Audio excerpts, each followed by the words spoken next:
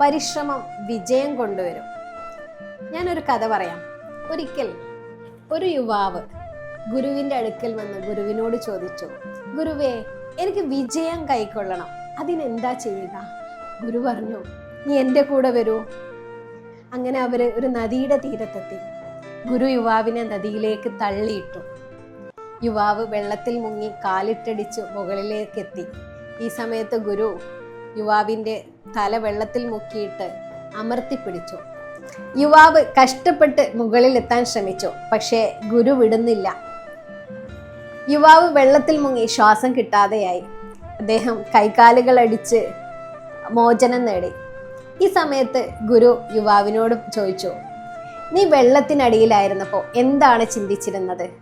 യുവാവ് പറഞ്ഞു, എനിക്ക് മുകളിലെത്തണം, ശ്വാസം കിട്ടണം എന്ന് മാത്രമായിരുന്നു എൻ്റെ ഒരേ ഒരു ചിന്ത. അപ്പോൾ ഗുരു യുവാവിനോട് പറഞ്ഞു, ഇത് വിജയത്തിൻ്റെ രൂപമാണ്.